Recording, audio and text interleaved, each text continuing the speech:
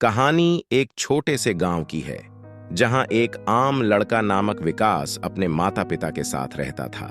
विकास की एक विशेषता थी कि उसके बहुत सारे सपने थे। विकास गांव के सर्वश्रेष्ठ विद्यालय में पढ़ाई कर रहा था और उसका सपना था कि वह एक दिन अपने गांव का नाम रोशन करेगा।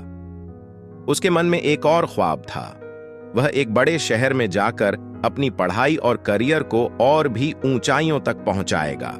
एक दिन एक प्रसिद्ध शिक्षाविद ने गांव में एक मोटिवेशनल लेक्चर देने का आयोजन किया। विकास ने भी उस लेक्चर में भाग लिया और उसने अपने सपनों और लक्ष्यों के बारे में बताया। उस लेक्चर के बाद एक व्यापारी ने विकास से मिलकर कहा, तुम्हारी ऊर्जा और उत्साह को देखकर मुझे लगता है कि तुम एक बड़े शहर में अच्छे करियर के लिए तैयार हो।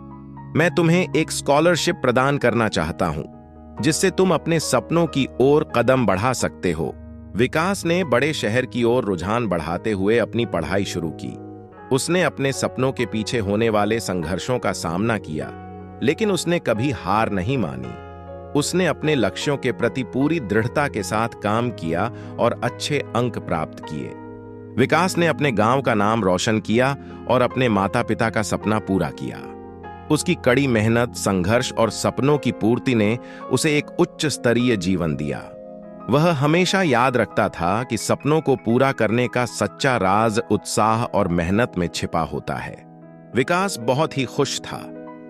उसने अपने माता पिता को इस खुशखबर से मिलकर बताया और वह बड़े ही गर्वित हो गए। उन्होंने विकास से कहा, तुम्हारी मेहनत और संघर्ष का फल है यह। तुम जाओ और अपने सपनों को पूरा करो। विकास ने अपनी पढ़ाई में उच्च स्तर की स्थानीय और राष्ट्रीय पुरस्कार जीते, जिससे उसे एक प्रमुख कॉलेज में एडमिशन मिला। वहां उसने अपने अध्ययन में और भी उच्चता को प्राप्त किया और एक अच्छे कंपनी में नौकरी प्राप्त की।